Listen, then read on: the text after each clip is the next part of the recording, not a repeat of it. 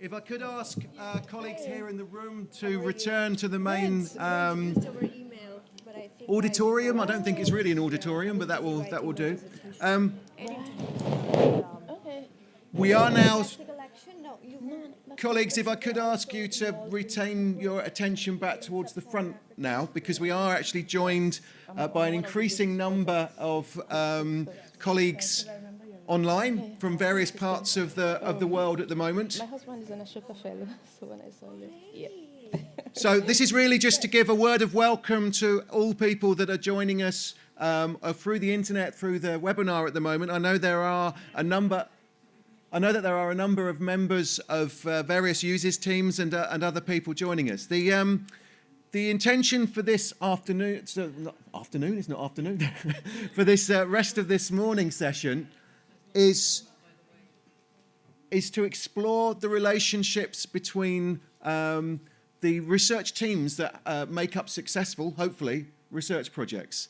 And in particular, we're going to be focusing on the relationships between the researchers working on USES projects and some of our experiences. So we have 4 presentations of different length and very different styles from people that have been involved in several of the different USES projects and indeed from other international collaboration projects. So the intention of this session is to reflect a little bit on what makes projects successful, what are the problems that are encountered, and given that we are hosting a discussion this afternoon with several different organizations involved in funding research, is how can we invest in that process? How can we invest in learning the lessons about successful, long-term, sustainable relationships within research projects? So without any further ado, I'm going to again encourage colleagues in the other part of this room to join us and ask Temilade to come and speak to us about her experiences on the Barriers project. Thank you, Temi.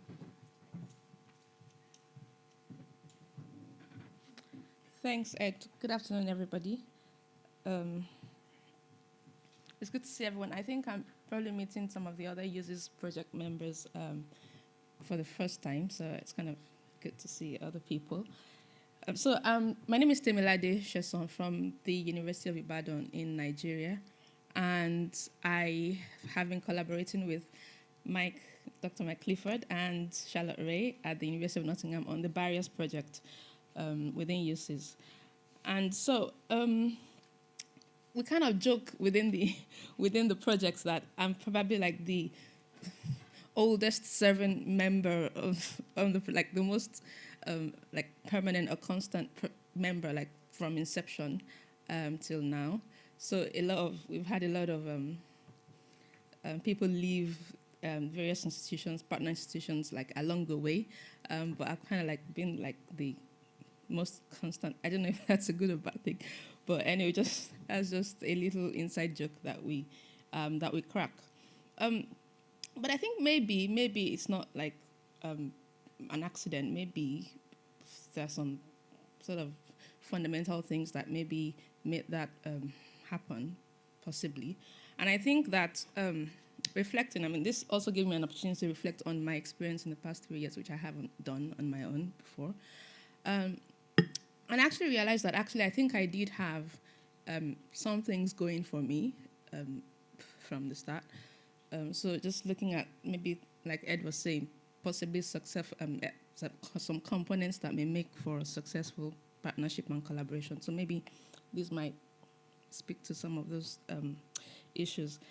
So for starters, I got 2 degrees from the University of Nottingham. One was my master's degree. Second was my PhD degree. And I was co-supervised by Mike and some other people from the social sciences. And so for me, that was kind of like a starting point. So I had this existing capacity, so to speak, that had been built over time. So talking of, if I were to give this like a subheading, it would come under capacity building. So when we talk about capacity building, South capacity building, what is this thing?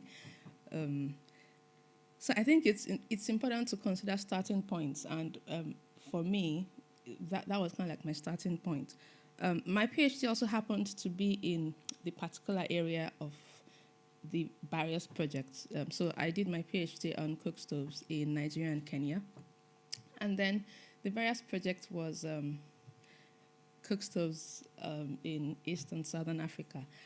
Even though I don't live or come from any of those regions, but so it happened to be. So the thread that draws all of this together is, like I said, that sort of fundamental PhD program that I had done around those issues.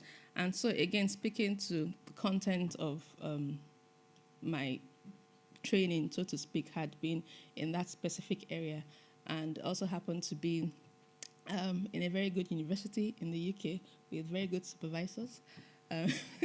So I would say that in that sense, my capacity building started like way before the project was ever conceived of. And, in terms of thinking about Southern partners, like in that regard, I think that, especially when we're talking about qualitative research, it's important to think about like that starting point. Yes, it's okay to talk about capacity building, but what's even the existing capacity? Maybe is there a sort of baseline type thing that we want to be looking for? And if that is the case, is that potentially discriminatory or exclusive, or But I think those are, because project periods are short by definition, and then we have to be realistic. How much capacity can be built over that period of time? I mean, short of maybe including in your funding bit that you're going to spend, I don't know, the first 6 months or 1 year training on some aspect of qualitative research specifically, particularly. I don't know how, I mean, like to expect every single member of the team to hit the ground running, I don't know that that's necessarily, I don't know that necessarily plays out in the way that it is envisaged.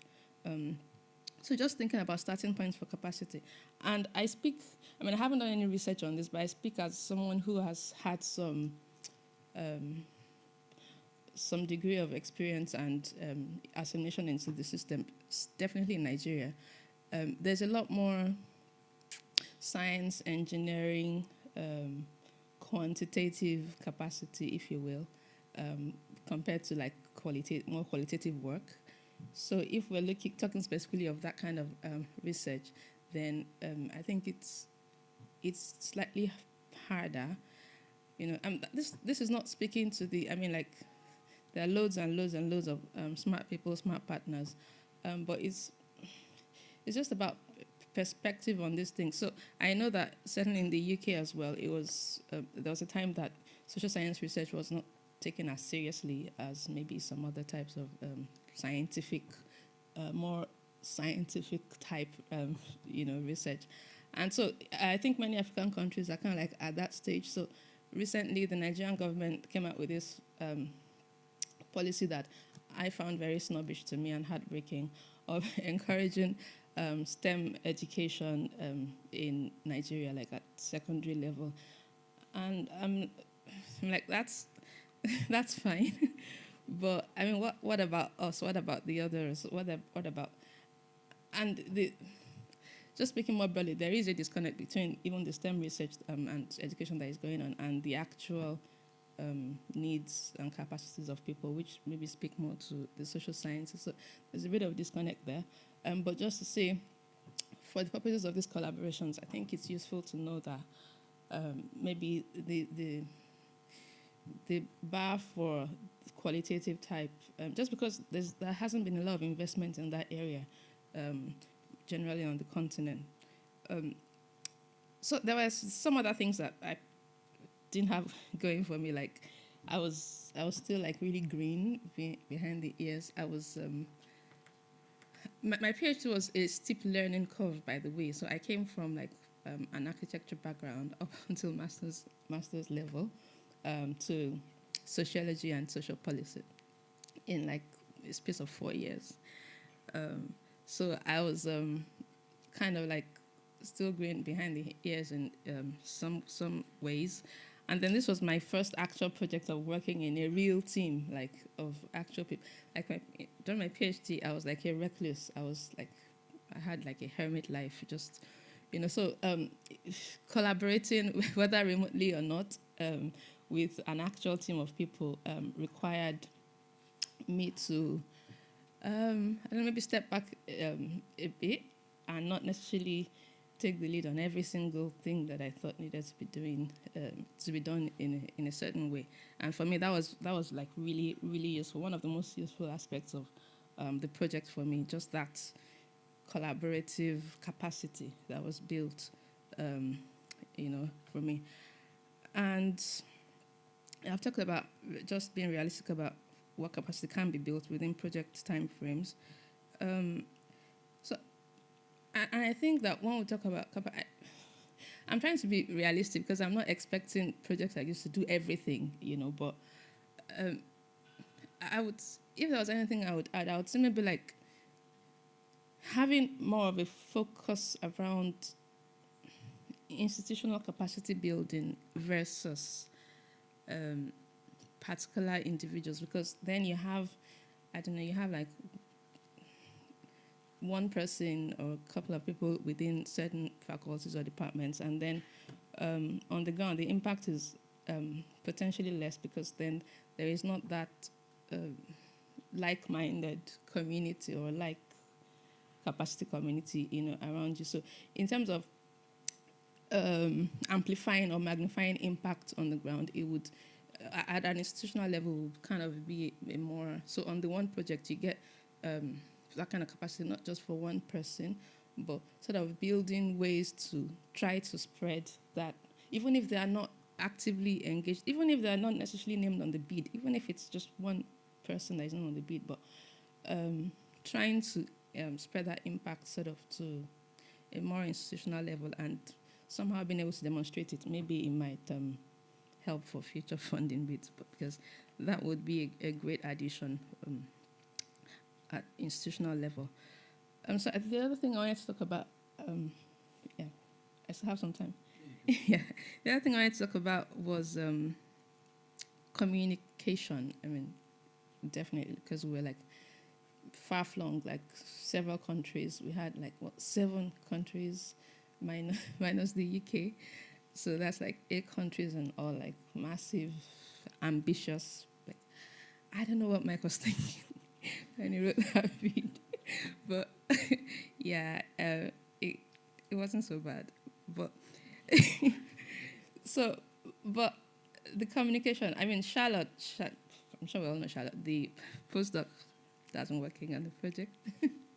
She actually did facilitate a lot of communication. So sometimes it just felt like maybe that was the only thing she was doing. Like she had to concentrate full time on bringing together different perspectives, synthesizing. So in the beginning, it was like emails, back and forth and things, and then at some point it started becoming like a circus to me, at least.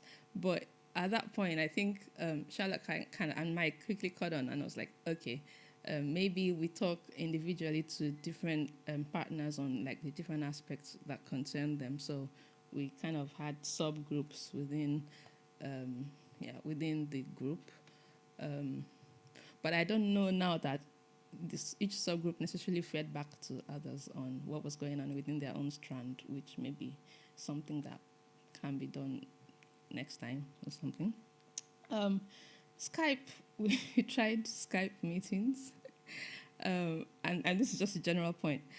Skype meetings have worked well for me in the past. Like, I don't know, I'm Skyping my friend that lives in the next city or whatever.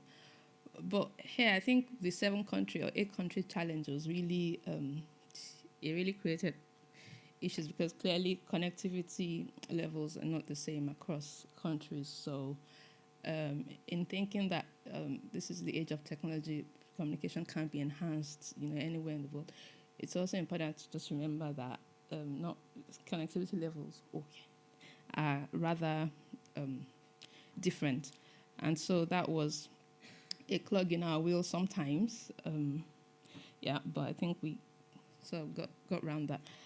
We had annual meetings, which helped a bit, but I think sometimes they raised more questions than answers. Like at the end of the 3 days, you're like, what just happened? So, but yeah, but it was useful. It was useful for at least meeting all these different partners. Again, especially because of the change. So the person that came from one institution last year wasn't necessarily the person that came from that institution this year. So it was good to like keep in physical contact with a lot of them. So all those were like really good. But from a personal perspective, like the thing that really for me that was most transformative for me in terms of communication and collaboration on this project was a 3-month fellowship that I went back to do at Nottingham last year. So mid-September to mid-December last year. And I mean, thanks to Mike. Mike was the one who forwarded the opportunity to me. It was announced by the Newton Fund in collaboration with the British Council. And so I applied, just random. It didn't have anything to do specifically with barriers.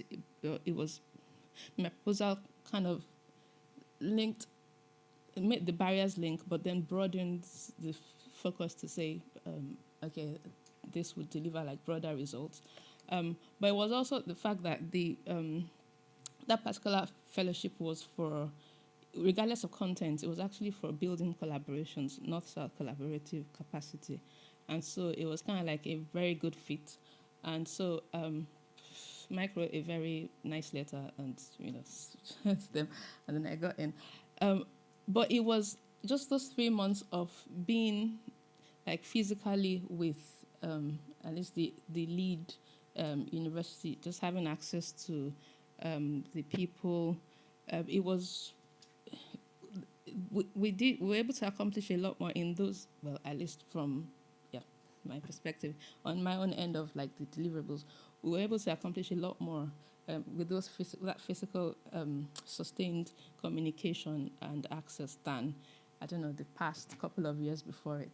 And so I don't know how that might be. I don't know if that is even an option in terms of going for that with funding, but I think it was a very useful component of engagement with the northern partners here. So I'll stop there.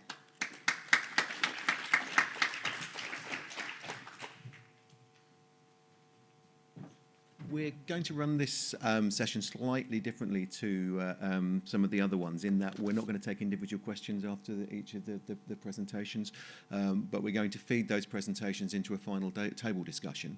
For those people following online, we do hope that you've seen the link to the Facebook page, and we have one of our people here in the room that's monitoring the Facebook, and will feed that into the discussions that we have today, and there will be monitoring of an additional table discussion, which will be an online table discussion. So we hope that that's one way of being able to collaborate together. So we now move on to some further experiences. Actually, just before we move on to Simon's presentation, I think just to kind of connect into some of the things that Temilade was saying, is actually we'd reviewed all of the experiences of the USES projects, and it's interesting that Temi's just mentioned a series of the major conclusions of the annual review this year. One was around the different needs for capacity building and the different needs for training, particularly actually around this question of training within social science and qualitative methodologies. So I think that's certainly one thing going forward.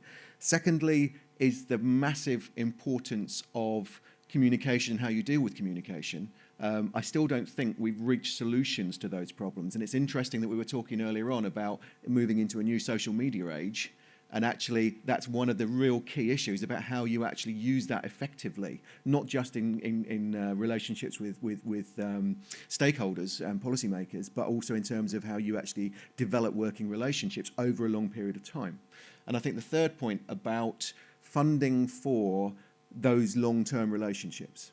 So I know that Rob was talking earlier on about how do you actually develop relationships with your partners over a long period of time that aren't just bounded by the needs of a specific project. So I think opportunities like the Newton Fund opportunities targeted at those long-term relationships, I think is certainly one of the things that we will revert to.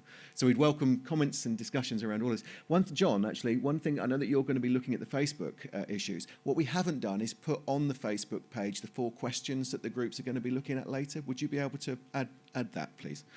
And I think the final thing is the complications of running large projects. And so the balance between smaller projects and just funding really big, massive projects. And I think there's certainly lessons for funders there around what are most successful and what are the challenges of running the really large projects. And some of the things we've talked about here about the need for face-to-face time, the need to fund face-to-face time as part of that process. So I think there's a lot of things that have already come out from what Temi's talked about that I know Simon also is going to touch on. Do I need to progress this from here, or can you do it? Yeah, do you want to do it? So this is well, Simon will introduce himself. Greetings to all participants of this USES workshop in London. Simon Bawachileno from Ghana, in the University of Ghana, and I was supposed to be there, but of course circumstances went beyond me and I've not been able to come. Yet I'm taking part remotely through this improvised video. The theme for this workshop is North-South Working Relations and Capacity Building Lessons and Learning. I am actually part of 2 main projects that have been sponsored by the DFIT and EPSRC funders. And so what I'm trying to do here is to actually ask the question, how far has North-South collaboration worked so far for me and my research assistant who is actually doing the recording? And I will say that we have certain experiences that we want to share related to the 2 projects. The first one being supporting sub-Saharan African municipalities with sustainable energy transitions, and the second one being green growth diagnostic for Africa.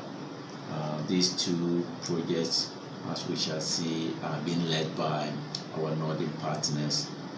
The first one by University College London, and the second one by Institute of Development Studies in Sussex. In the wake of all of these 2 activities, or these 2 projects, what are the learnings that, as a collaborator, we have actually, seen, or what are the various learnings that, as the institute leading on GGDA in Ghana and on SAMSET in Ghana, what have we actually sort of learned? The one key thing is the issue of capacity building. That is related more to the SAMSET project. Capacity building in the sense that for the municipal partners, this is a key output that we actually needed to ensure that it's accomplished. In a sense, we have the joint effort between the North and the South, really ensuring that the municipalities that we are using as case studies have actually been trained in a way that they can actually take decisions within energy transition issues very well. So this is one of the key learnings, which is very good, because for the transition issues to really get well rooted, they should actually have that capacity within the municipal level to really do things. How have we actually done that? It's actually been through the various processes that involve, the sharing of knowledge. As we can see in these pictures, the 3 top pictures are related to SAMSET. In the area of the green growth diagnostics, or GGDA, these 3 pictures down there where we have more like the GGDA 11 to the extreme left side, The pictures sort of were taken when we were in Kenya during our network meeting, and we went to one of the key geothermal sites in Kenya, and of course the team were taken through quite a lot of the various activities or incidents taking place within the geothermal site, and that was really a wonderful knowledge building sort of endeavor. In terms of project output, what we can say is that yes, there have been various joint project, north-south joint project, activities, but also we've also had sole activities being undertaken by the different sort of partners. So in the case of SAMSET, we will say articles, blogs, net mapping exercise have been a north-south sort of activity, but the rest of the other activities have actually been more of the going solo by ESA to accomplish them. That is the state of energy report, the sustainable energy strategy reports, and also the implementation strategies articles. These have been sold. That is under the SAMSET project. Under the GGDA project, we've actually had quite a lot of integrated or collaborative joint north-south activities, that article writing, technical publication, conference papers, but we also have the time when the various partners will have to undertake individual activities on their own. In the wake of all these learnings, there are one or two lessons that we also want to share as part of what we have gained, or as part of what we have experienced in these two projects. The first one has to do with the fact that these two projects have actually created a platform for extensive engagement between the north and south partners, especially between us and our other partners from the north on sustainable energy transition issues. Of course, hitherto these sort of engagements were never taking place, and so we acknowledge the fact that a platform through this engagement or these two projects have actually helped to enhance the engagement processes. However, there are other lessons that we probably would also want to share, which is that one has to do with the less enhanced sort of joint publications by North and South partners.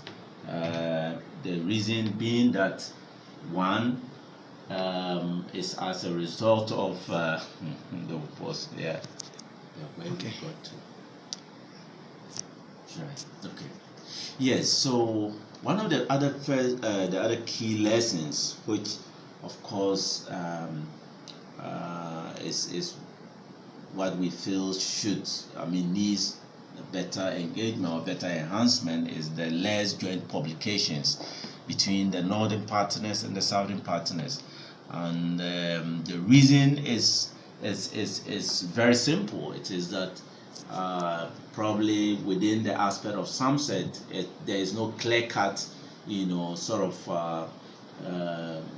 provision that a milestone that is in relation to publication has to be jointly undertaken by the northern partners and the southern partners. And so in the wake of that, there is nothing that sort of obliges us, southern partners and northern partners, to jointly publish something together. So what is clear, that is in relation to SAMSET, is that yes, there has been the initiative to jointly publish with northern partners, but the fact that it isn't a milestone that we need to actually accomplish together within the project, it hasn't actually give much impetus to what we are doing. And so that is one key lesson that we think we have to take a look at.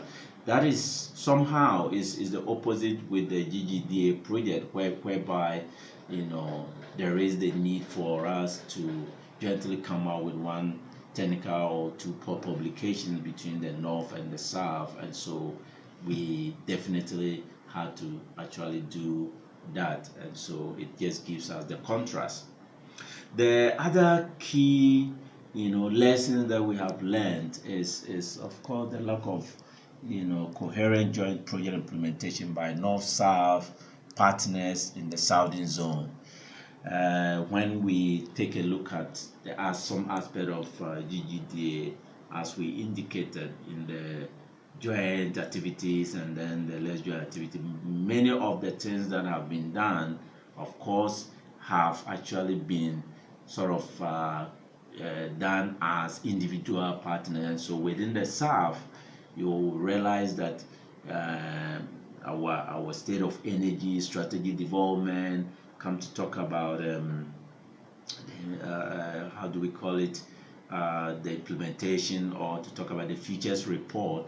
These are actually to be done at the country level. There isn't that much of the northern partners to actually play that role, and this is as a result of the design of probably the project, and nothing to do with the project not actually functioning as supposed to be. So you realize in those areas the southern partners are solely in charge of such activities. Yes, where we actually also realize there is another issue of concern is the fact that indeed we are yet to have a very strong link between the north and south in so many ways. One, because of course of the diverse engagements, the diverse multiple engagement by different project partners, and so sometimes, of course, planning to have certain activities undertaken within certain periods tend not to happen in the way they are supposed to be because of the different activities ongoing, or because of our different engagement. And so there are cases when southern partners, also northern partners, are unable probably to come and visit southern partners because of the different tasks they are handling. The other issue has to do with occupational mobility, either within the north or the south. The clear case is that when you have partners, some partners really moving on to different jobs, then it becomes a difficult issue to really deal with in terms of the northern partners and then the southern partners actually functioning in that very way. In a sense, for instance, if there is a milestone that you have to jointly work on, yet the northern partner probably tend to move on or is on retirement, it becomes the sole responsibility of the southern partner to now begin to work critically on it. And so somehow that opportunity to really enhance the links or the commitment between north and south is really not that so very strong in a way. What are our conclusions? From my perspective, I would say that as of 2012, there was nothing to talk about north-south relation in terms of my operation within the energy sector or in terms of my research. That shows that I was more or less probably on ground zero. Ground zero in the sense that it was all about me not having that relationship with any northern partner as far as my research was concerned. From 2013 till now, well, the ratings, as I can say, is very different. Why? Because improvement has come in, and I can say there is some level of relation between, or some establishment of relation between what I'm doing now and northern partners, because these two projects have not only sort of helped me to engage with northern partners, but have opened me to other northern partners that probably will continue to enhance my research even after these two projects. So what has happened, the foundation, I can say, has been laid, which is very good, because we took together we can learn more lessons and actually shape the future. And together we should aim to overcome these various lessons that we have actually identified in our operation or in our engagement with the Northern partners. And on that note, I would like to thank you and wish you a successful workshop from now till the close of the day. Bye for now. I'm hoping Simon is one of the people that's joining us online. Just a couple of things quickly to Simon. Firstly, thank you so much for the clarity of that presentation, I think, and actually really reflecting on some of the key issues that we're exploring as a range of different projects. Secondly, apologies to Simon for cutting some of his presentation in order for us to have sufficient numbers of people that are involved in the discussions. I did have to take a bit out of the minute where he was describing the two projects, but I think that's will be helpful in terms of our discussion going forward. In terms of some of linking into what Temilade was talking about and thinking through our experiences in this area, I think the first thing that comes out of this, and again came out of the annual review, is our Southern partners really appreciate the opportunity to write together and actually thinking through how we write together and how we ensure that we are actually writing things together and not doing things only as individuals is a really important part of this, and also a really important part of the capacity building and training that we're going through. So I think in terms of thinking through capacity building elements of future research programs, actually being quite specific about that, actually thinking through what we mean by that and how it can work, and providing the opportunities for it. And the final thing is that actually it isn't just a matter of funding Southern partners to do things in their country and for Northern partners every now and again to visit, but actually to have proper time to invest in working face-to-face together, even despite the things we've been talking about social media and the opportunities to do that. Actually, real capacity building and real knowledge sharing comes from those opportunities to be together, which costs. Okay, so I think that's an important message as part of all of this. So I'm now going to move on and ask Shika to talk to us about her experiences. Shika has not been working on any of the USES projects specifically, but is going to share her experiences as an Indian citizen working on a PhD in the US and various other research institutes. Thank you, Shika.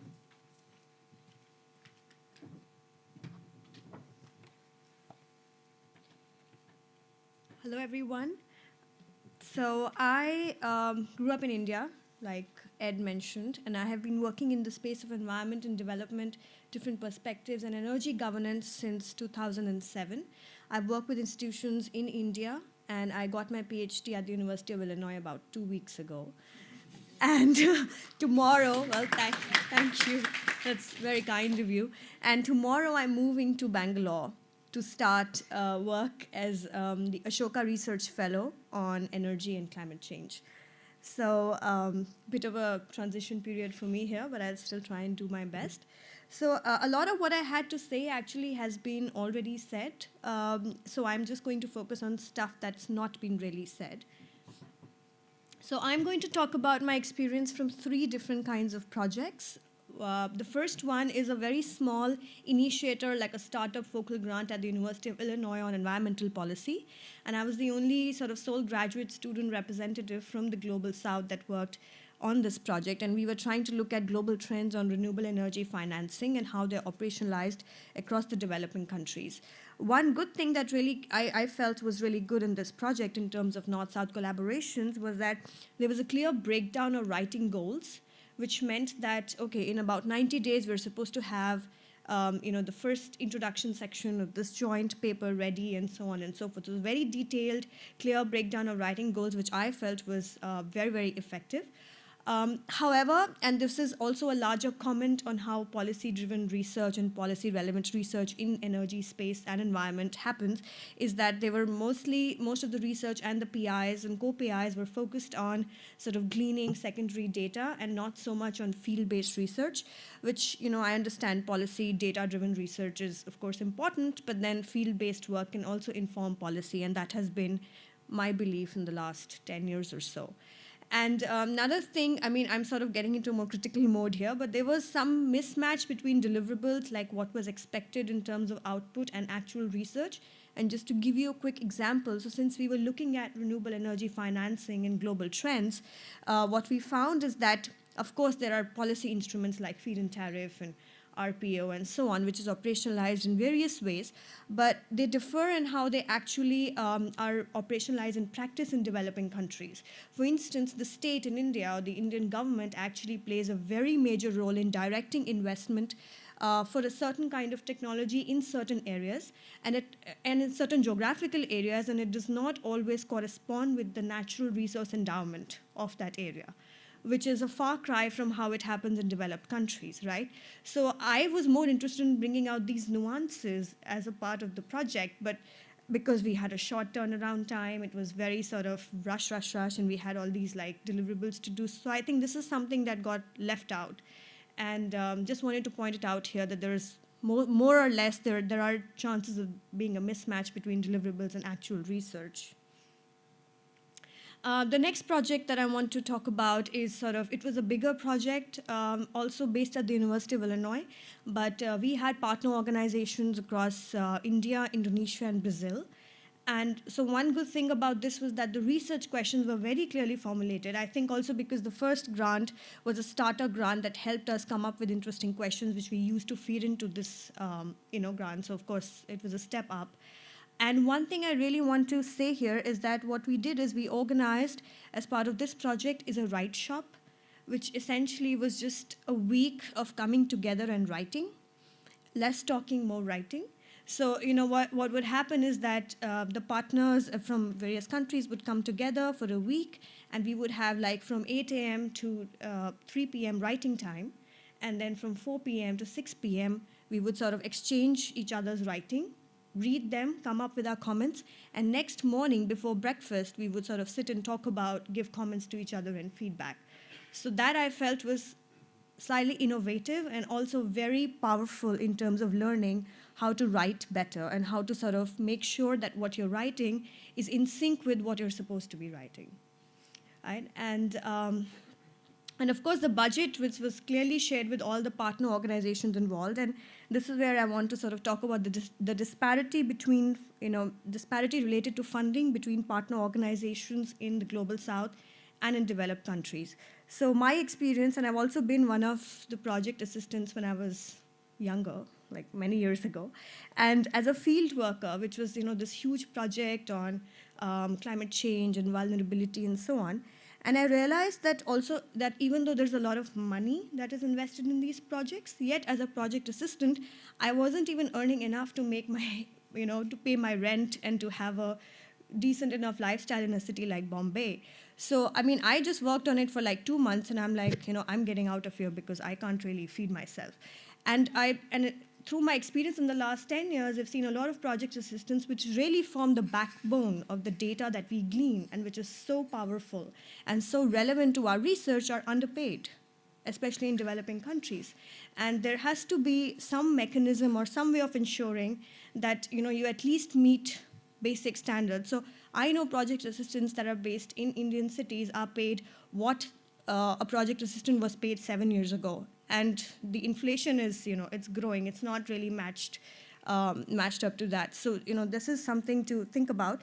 And we don't want people leaving, right? You don't want to keep recruiting more and more project assistants at the last minute. And, somebody's done work for 3 months, then they leave, and then you get somebody in. It's a waste of time, waste of money, and it costs for the project. So just wanted to sort of put it out there. And lack of mobility for researchers from the Global South due to funding constraints to be able to visit, the partner, the institutions that are in, the developed world, and to sort of try and think about ways in which how can we increase mobility from the Global South rather than having a lot of researchers from the United States or the UK or other parts of Europe visiting the Global South and so on. And here just very quick learnings that I had from my dissertation fieldwork. So I spent a year in India in all of 2014 at 3 sites across different states in India.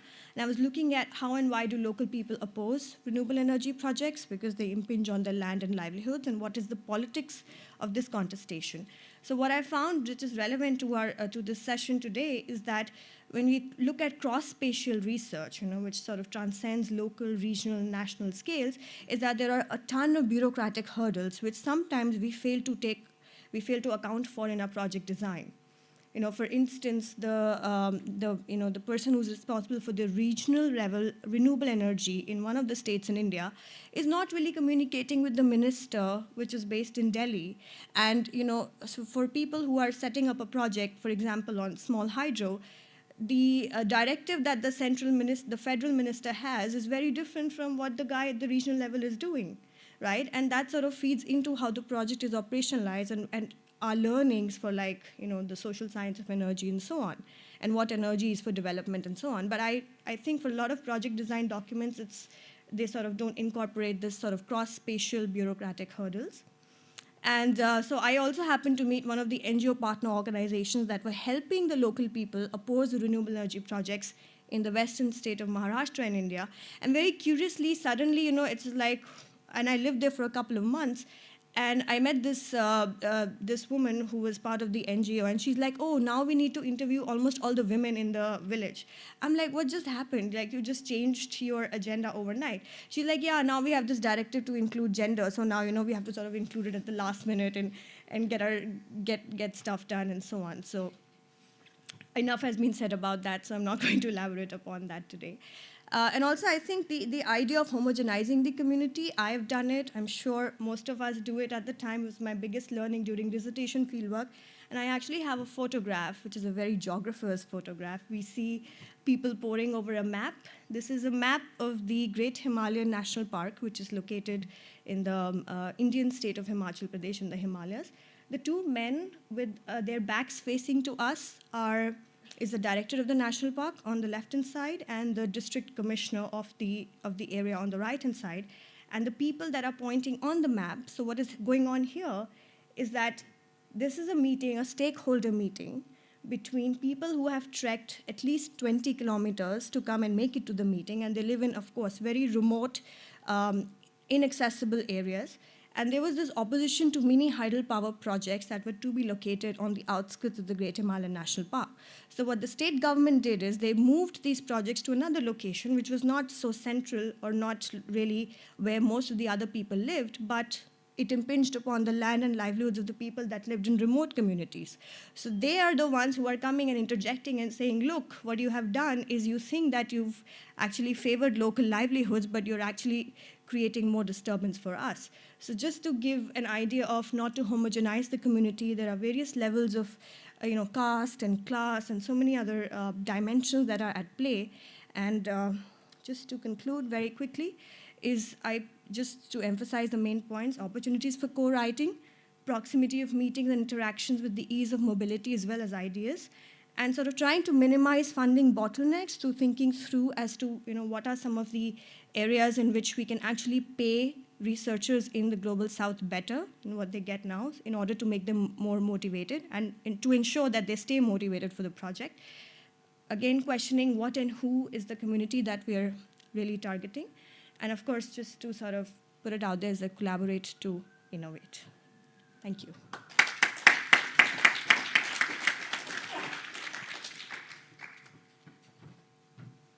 Thank you ever so much, Shika. I think that really both reinforces some of the messages, as you said earlier, but also raises some other really important issues. Obviously, from running the project on governance and working with you on that, we're delighted that you bringing multi-level governance as being absolutely crucial. Is obviously an important component, but also I think the bringing into the question of the remuneration of researchers, I think, is a really, really important point, fundamental to actually sustainable long-term research, and is something that we haven't talked about before within this format. Although last year we did have a more broader discussion around fair contracting in terms of the relations between northern and southern partners, but the relations within southern partners isn't something we've looked at directly, and I think that's a really important consideration. Just moving on very quickly to a very short contribution, but a really important contribution from one of our northern partners, but a Dutch northern partner from the University of Manchester, reflecting on her experiences in the rice straw project. Thank you. Hello, I'm Marotta from the University of Manchester, and I've been working on the energy from rice straw project. So to give you a short comment on my learnings and positive and maybe not so positive experience from the project. I think first of all a great outcome was that we looked into a new research topic, rice straw, and that we worked with a new project partner, IRI, the International Rice Research Institute in the Philippines. So that was really great and fun doing something, looking at a new feedstock and doing new research in a new area with a new partner. And an outcome of that actually is to kind of like develop further research ideas, because not much work has been done on rice straw, and gives us a lot of potential to do follow on research, and also with IRI as a partner. It was a very multidisciplinary project, which of course always is a benefit, because you have to go outside or understand research going on outside your own expertise, and which always is a big learning, and it's fun to do, and gives you in the end a better understanding of your own research, the research you're doing, because you have to see it in a wider picture, in a different sphere, and understand what other people are doing to do your research properly. It could be a challenge, but in our case it was an advantage that we had actually team members who were willing and able to travel to do the field work, and we had this in both ways. So we had people from the UK going to the Philippines doing field work, and we had people from the Philippines working at IRI coming to the UK, coming to Europe, and do some of their project work over here with project partners. And this is always, I think, a very huge benefit if you kind of like want to exchange work habits, work practices, learn from others. We often call that building capacity, and not just data collection. I think it's in both ways. So, for example, when I go to field work in other countries, I think it's always building on my capacity, because I learn a lot of new stuff about different work habits, different processes, different cultures, different lifestyles. So it's always a big advantage of kind of like having this exchange and working internationally to kind of like understand actually our world and how real life works much better.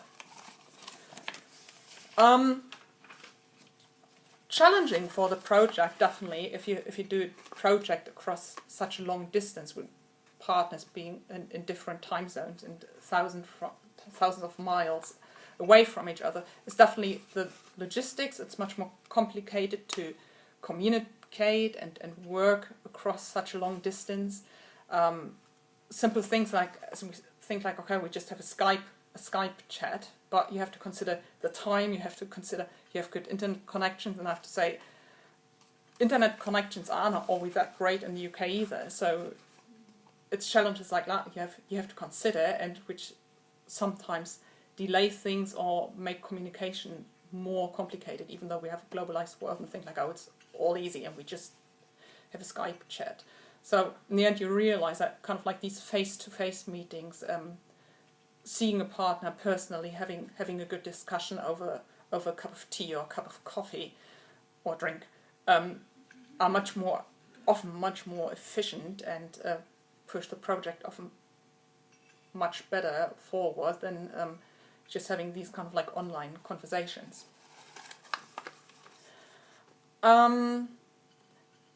I found it also challenging to kind of like, how to call it, move around in a research region, which is a home play, to go to another country where things are done differently, where things are organized differently, where the infrastructure is different to what we used here, language, of course, is often a barrier, that I can't just go and see stakeholders, talk to farmers, do my interviews. It needs much more planning and organization, which then, of course, requires more time and energy doing these things. But we had great support while we were over, and so that went fine. But it can be quite a big challenge, and you might not get the data you're hoping to get because you have these barriers like infrastructure, like language, also cultural barriers, because some people might find it more complicated to communicate with you. They think like, oh, foreign research is coming, and we have to make sure we just show that person that our kind of like nice sunny sides. Another challenge, and which could have worked better, and we're working on kind of like making it better, is the understanding of quality or the form of research outputs and publishing. So there are challenges of how what should go in a paper, or how kind of like a scientific paper should be written, especially if you work with partners who are not so used to doing peer review publications. And of course it's also a chance to build capacity, but it also requires from some team members to actually take the time and the energy to go the extra mile, and to help others to bring their writing, their working to a certain standard, to make sure that the outputs of the project are valid and good quality. Summarizing, I would say that the overall project has been a really big learning process for both sides, and I would tend to say that maybe the output we produce through this project has not the highest scientific, it's not the highest scientific output in terms of new data and new findings, but what we definitely achieved, and what I think is as important as producing nice data, is that we have now a much better and much deeper understanding of rice systems, in terms of how rice straw is used, how rice producing communities live and work. And this of course helps us to understand the problems better, and this then allows us now to develop projects and to find solutions, to test solutions, to deal with kind of like the problems we identified through this project. So in the end, it's not so much we produce some great, absolutely rocking scientific data, or developed some really crazy pilot facilities, for example, but we have a much better understanding of the livelihoods of the communities and how they're dealing with their problems or don't, or what the challenges and barriers are, to then kind of like take action to find solutions. Thank you.